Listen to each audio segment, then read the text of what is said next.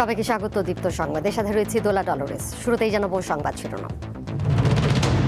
বাংলাদেশিদের জন্য ভারতের পর্যটন ভিসা চালু, 28 জুন থেকে আবেদন, ব্রিফিংয়ে হাই কমিশনার। লক্ষ্মীপুরে ঢাবি শিক্ষার্থী সহ একই পরিবারের 3 জনকে হত্যা, অপরাধী গ্রেপ্তারের দাবিতে মানববন্ধন। 28 জুন 2,40,00,000 শিশুকে খাওয়ানো হবে ভিটামিন এ প্লাস ক্যাপসুল, জানালেন প্রতিমন্ত্রী।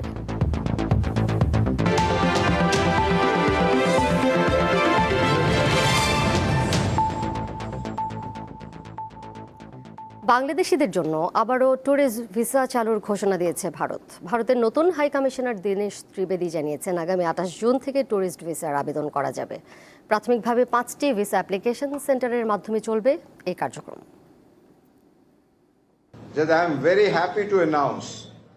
আমরা আনন্দের সাথে জানাচ্ছি, ভারতীয় ট্যুরিস্ট ভিসা কার্যক্রম আগামী রবিবার 28 জুন থেকে চালু করা হবে। মানবিক বিবেচনায় মেডিকেল ভিসা কার্যক্রম স্বাভাবিক থাকবে। We will continue to facilitate medical visas in urgent cases on humanitarian consideration and grounds. চীন সফররত প্রধানমন্ত্রী তারেক রহমানের সঙ্গে বৈঠক চলছে। চীনের প্রধানমন্ত্রী লি কিয়াংয়ের কিছুক্ষণ আগেই বৈঠক শুরু হয়। প্রধানমন্ত্রী তারেক রহমানকে বেইজিংয়ের গ্রেট হলে উষ্ণ অভ্যর্থনা জানান চীনের প্রধানমন্ত্রী। বৃহস্পতিবার বিকেলে তিনি রাষ্ট্রীয় অতিথি ভবন দিওয়া ইউতাই থেকে মোটর শোভাযাত্রা সহকারে গ্রেট হলে এসে পৌঁছান প্রধানমন্ত্রী তারেক রহমান। পরে দুই নেতা বৈঠকে বসেন। এর আগে তারেক রহমানের সঙ্গে বৈঠক করেন দেশটির পানি সম্পদ মন্ত্রী লি going.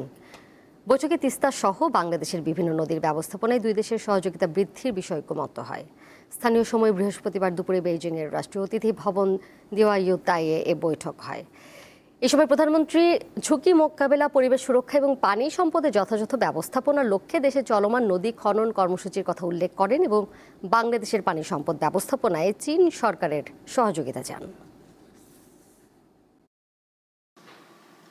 Today, as you have already heard, আমরা শিগগিরই চীনে আমাদের প্রথম বিনিয়োগ কার্যালয় খুলতে যাচ্ছি। আমাদের উদ্দেশ্য খুবই সহজ, চীনা বিনিয়োগকারীদের সহায়তা পাওয়ার জন্য বাংলাদেশে আসা পর্যন্ত অপেক্ষা করতে হবে না। আমরা আপনাদের আরও কাছাকাছি থাকতে, আপনাদের সাথে আরও নিয়মিত কথা বলতে এবং আগ্রহ থেকে সিদ্ধান্তে পৌঁছানোর প্রক্রিয়াকে দ্রুততর করতে আপনাদের সাহায্য করতে চাই। বাংলাদেশ ও চীনের মধ্যে বহু দশকের একটি সম্পর্ক গড়ে উঠেছে। এটি আস্থা, শ্রদ্ধা এবং বাস্তব সহযোগিতার একটি সম্পর্ক। বাংলাদেশ এখন বৈশ্বিক ব্যবসার জন্য সম্পূর্ণ প্রস্তুত। এখন থেকে মাত্র 15 দিনের মধ্যে নতুন ব্যবসার লাইসেন্স অনুমোদন করা হবে। বিদেশি বিনিয়োগকারীরা বৈষম্যহীন আচরণ, আমাদের আইন ও প্রবিধান অনুযায়ী মূলধন ও লভ্যাংশ ফেরত এবং শক্তিশালী আইনি সুরক্ষা আশা করতে পারেন। in Bangladesh in less than 15 days. কুড়িগ্রামের রৌমারী সীমান্তে শূন্য রেখায় অবস্থান করা 9 জনের মধ্যে 2 শিশু সহ 6 জনকে ফিরিয়ে নিয়েছে ভারত। উন্মুক্ত স্থানে মানবেতর দিন পার করছেন বাকি 3 জন। এর আগে গত 14 জুন ভারতের সীমান্তরক্ষী বাহিনী বিএসএফ রৌমারী উপজেলার 2টি সীমান্ত দিয়ে মোট 9 জনকে বাংলাদেশে ঠেলে দেওয়ার চেষ্টা করে। এ সময় বিজিবি ও স্থানীয়দের বাধার মুখে তারা শূন্য রেখায় অবস্থান নিতে বাধ্য হন। এদিকে নওগাঁর সাপাহার সীমান্তে নারী ও শিশু সহ অপর 9 জনকেও ফেরত নিয়েছে ভারত। বুধবার ওই 9 জনকে পুশিনের চেষ্টা করে বিএসএফ, তবে বিজিবির বাধার মুখে তারা শূন্য রেখায় অবস্থান নেয়। তবে বৃহস্পতিবার ভোর থেকে তাদের আর দেখা যায়নি।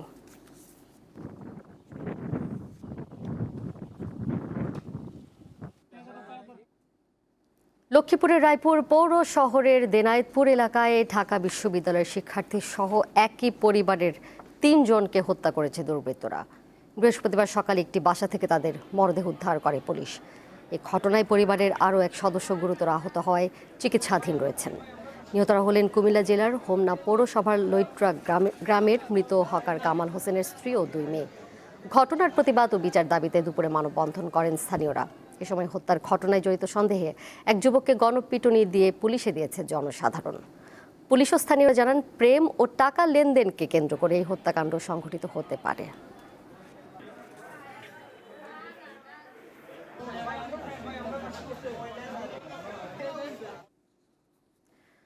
আগামী 28 জুন সারা দেশে একদিনে কমপক্ষে 2,40,00,000 শিশুকে ভিটামিন এ প্লাস ক্যাপসুল খাওয়ানো হবে বলে জানিয়েছেন স্বাস্থ্য প্রতিমন্ত্রী এম এ মুহিত। সকালে সচিবালয় ব্রিফিংয়ে এই তথ্য জানান তিনি। আরও বলেন, প্রথম রাউন্ড শেষ হলে পর্যায়ক্রমে আগামী ডিসেম্বরের দ্বিতীয় রাউন্ডেও এ প্লাস ক্যাপসুল খাওয়ানো হবে শিশুদের। এক প্রশ্নের জবাবে প্রতিমন্ত্রী আরও জানান, বিগত সরকারের জনসংখ্যার পরিসংখ্যান নিয়ে তথ্যে ঘাটতি রয়েছে। জিডিপির পরিমাণ বেশি দেখানোর জন্য সঠিক জনসংখ্যা বা শিশুর সংখ্যা জানা যায়নি।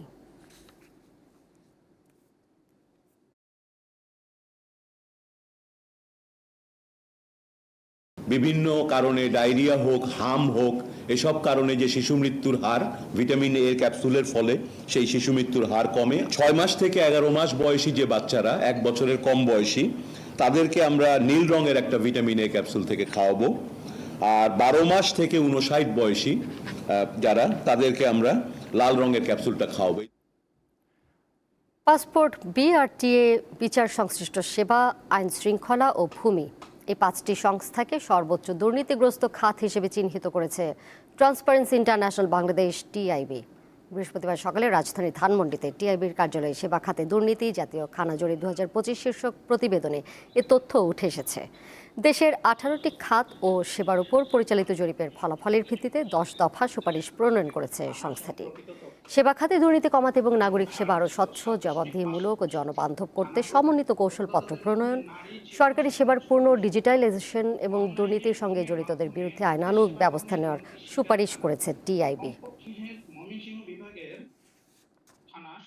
পাসপোর্টের সেবাটাকে কিন্তু মোটামুটি ডিজিটালাইজ করার কথা বলা হচ্ছে। পুরো এন্ড টু এন্ড ডিজিটালাইজেশনটা হয় নাই, বা শুরু থেকে শেষ পর্যন্ত সেবাটাকে আপনার আধুনিক কি বলে যে ডিজিটাল করা হয় নাই, যে কারণে একটা ফাঁক বা একাধিক ফাঁক কিন্তু রয়ে গেছে, যার মাধ্যমে গ্রাহকদেরকে প্রতারণা করা হয়। এবং এই প্রতারণাটা করা হয় যারা সংশ্লিষ্ট কর্মকর্তা কর্মচারীদের একাংশের সাথে দালালদের যোগসাজশে।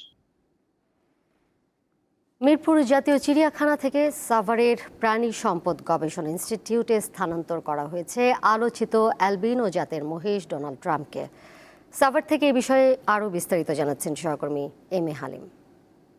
আমি এই মুহূর্তে রয়েছি সাভার বিএলআরআই, যেটি বাংলাদেশ প্রাণী সম্পদ গবেষণা ইনস্টিটিউট বলা হয়। এখানে আপনাদের যে একটি বিষয় জানানোর জন্য আমি এখানে এসেছি, সেটি হচ্ছে যে গেল কুরবানি ঈদে নারায়ণগঞ্জে একজন খামারি একটি সাদা মহিষ যেটি পালন করেছিলেন, যেটি অ্যালবিনো টাইপের, তার নাম দিয়েছিলেন ডোনাল্ড ট্রাম্প। তারপর থেকে কিন্তু সেই মহিষটি বিভিন্ন সামাজিক যোগাযোগ মাধ্যমে ভাইরাল হয় এবং সেই মহিষটিকে কোরবানির পশু হাটে নেওয়া হলে কিন্তু সেটি বিক্রি করা হয়নি এবং তাই সেখান থেকে উদ্ধার করে সরকার কিন্তু সেটিকে চিড়িয়াখানায় নেওয়া হয় এবং তারপরে সেই চিড়িয়াখানায় কিন্তু মহিষটিকে দেখার জন্য, এক নজর দেখার জন্য অনেকে ভিড় করেন। আস্তে আস্তে মহিষটি কিন্তু অসুস্থ পর্যায়ে চলে যায়। তারপরে সরকার সিদ্ধান্ত নেয় যে মহিষটি সেখান থেকে সরানো হবে এবং 21শে জুন রাতে সেই মহিষটিকে চিড়িয়াখানা থেকে এনে এই বাংলাদেশ বিএলআরআই যে কোয়ারেন্টাইন সেন্টার আছে সেখানে রাখা হয়েছে এবং আমরা কর্তৃপক্ষের সাথে কথা বলে জানতে পেরেছি এই মহিষটিকে দেখভালের জন্য ইতিমধ্যে 13 সদস্য বিশিষ্ট একটি কমিটি গঠন করা হয়েছে এবং সেই কমিটির মধ্যে পুষ্টিবিদ এবং প্রজননবিদ এবং প্রাণী সম্পদের স্বাস্থ্যবিদ রয়েছে, তারাও রয়েছে এবং তারা এখানে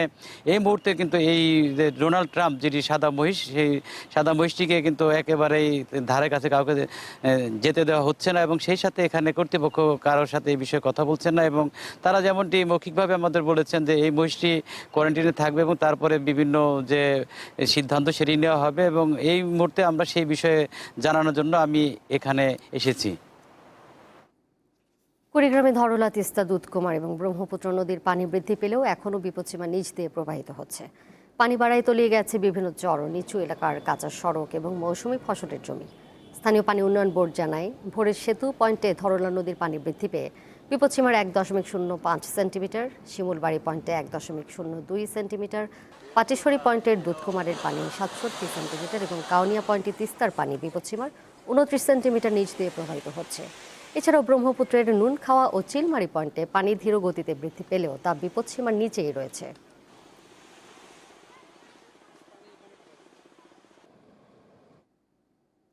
এবার কেওয়াই স্টিল চট্টগ্রাম সংবাদ।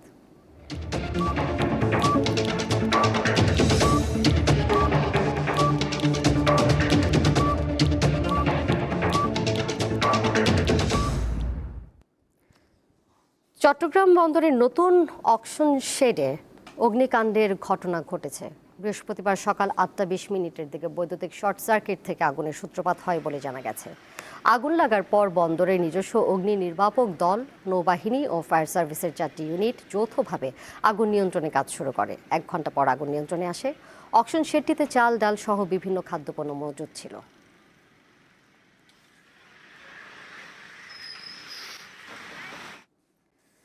খাগড়াছড়ির মাটিরাঙ্গায় সেনাবাহিনীর নেতৃত্বে যৌথ অভিযানে ইউপিডিএফের 3 সদস্যকে আটক করেছে যৌথ বাহিনী। বৃহস্পতিবার ভোরের দিকে মাটিরাঙ্গা সদর ইউনিয়নের 7 নম্বর ওয়ার্ডের রেখুন পাড়া থেকে তাদেরকে আটক করা হয়। এই সময় তাদের কাছ থেকে দেশীয় অস্ত্র ও বিদেশি পিস্তল সহ নগদ টাকা জব্দ করা হয়। গোপন তথ্যের ভিত্তিতে অভিযান পরিচালনা করে ভোররাতে তাদের আটক করা হয়। পরে তাদের মাটিরাঙ্গা থানায় হস্তান্তর করা হয়েছে। বিদ্যমান আইন দিয়ে মাদক নিয়ন্ত্রণ সম্ভব হচ্ছে না, তাই মাদকদ্রব্য নিয়ন্ত্রণে আলাদা ট্রাইব্যুনাল তৈরি করা হবে বলে জানিয়েছেন স্বরাষ্ট্রমন্ত্রী সালাউদ্দিন আহমদ। বৃহস্পতিবার আন্তর্জাতিক মাদক বিরোধী দিবস উপলক্ষে সচিবালয়ের এক অনুষ্ঠানে তিনি এসব কথা বলেন। মন্ত্রী জানান, অভিযান পরিচালনার জন্য মাদকদ্রব্য নিয়ন্ত্রণ অধিদপ্তরের পরিদর্শকদের অত্যাধুনিক অস্ত্র দেওয়া হবে। পাশাপাশি মাদক কারবারি ও মাদক সেবীদের জন্য প্রতিষ্ঠা করা হবে আলাদা কারাগার। এই লক্ষ্যে আগামী কয়েকদিনের মধ্যে মাদকদ্রব্য নিয়ন্ত্রণ আইনের সংশোধনী বিল জাতীয় সংসদে উত্থাপন করা হবে বলে জানান স্বরাষ্ট্রমন্ত্রী।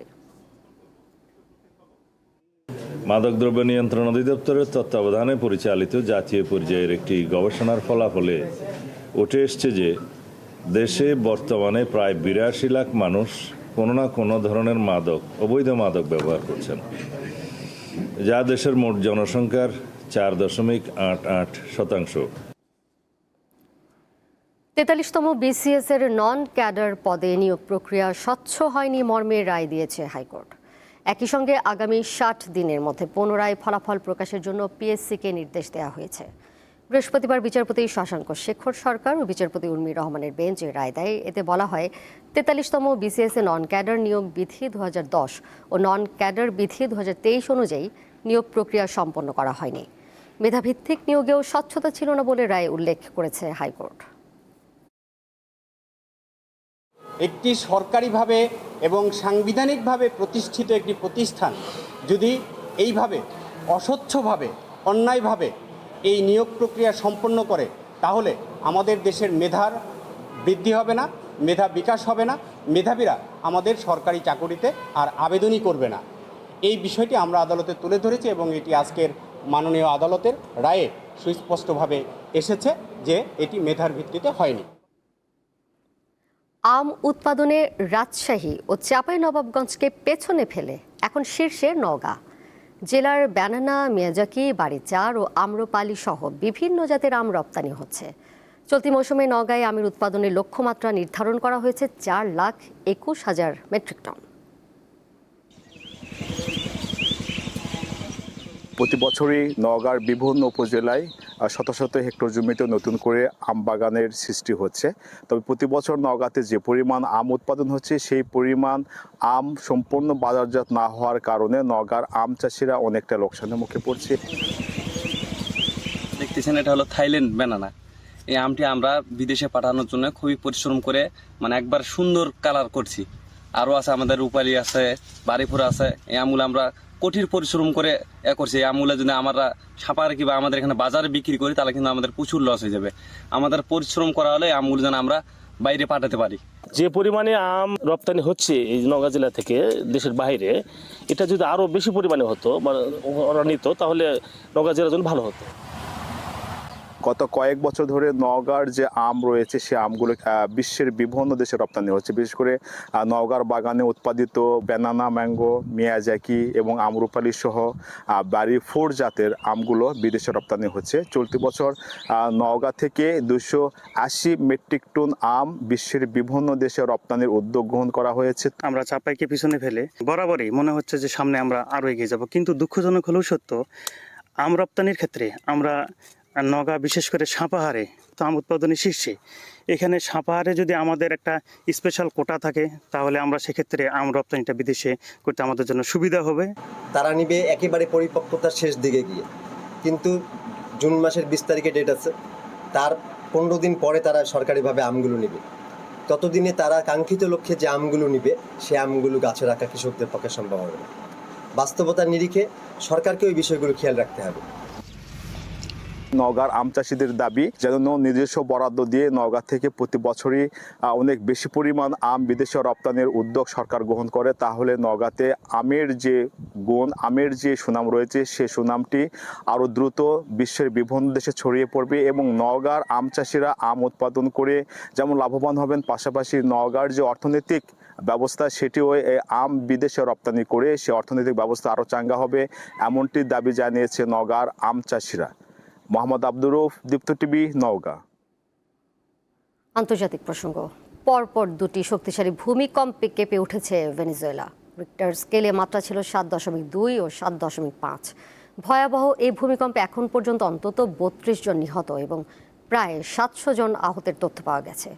তবে নিহতের সংখ্যা আরও বাড়তে পারে বলে আশঙ্কা করছেন দেশটির অন্তর্বর্তীকালীন প্রেসিডেন্ট ডেলসি রদ্রিগেজ।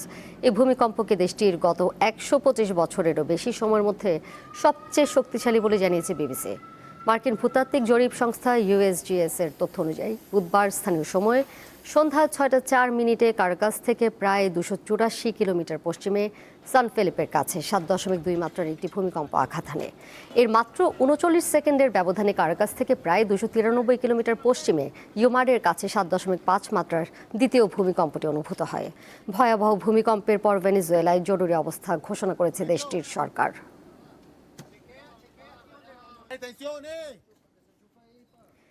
এবারে বিআরবি কেবলস নিবেদিত ফিফা ওয়ার্ল্ড কাপ 2026।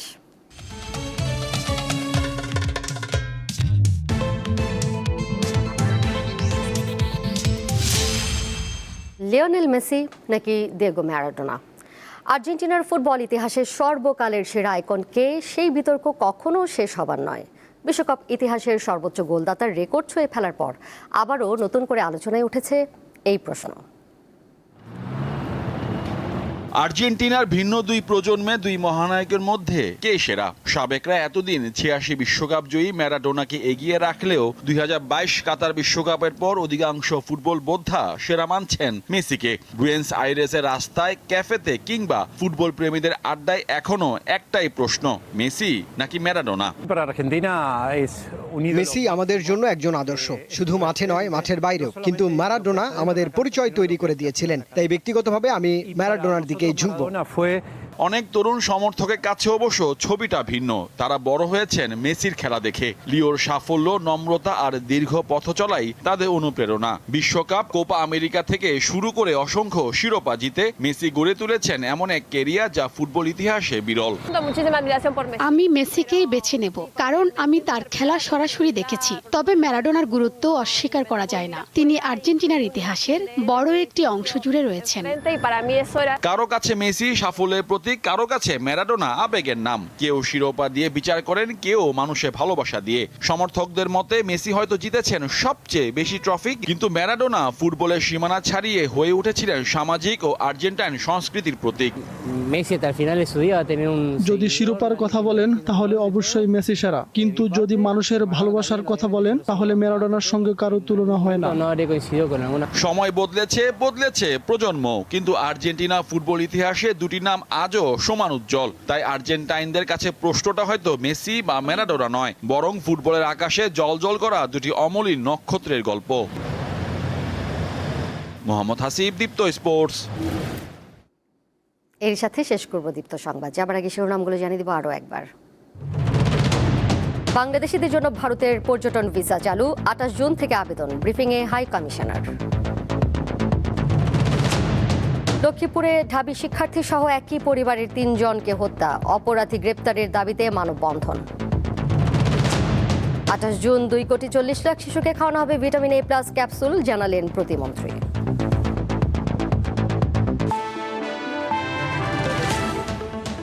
এই ছিল এখনকার মতো। পরের সংবাদ দেখবেন সন্ধ্যা 6:40। এছাড়াও আরও তথ্য এবং বিনোদনের নানা খবর জানতে যুক্ত থাকুন দীপ্ত ডিজিটাল প্ল্যাটফর্মে। সবাইকে ধন্যবাদ এতক্ষণ সাথে থাকার জন্য।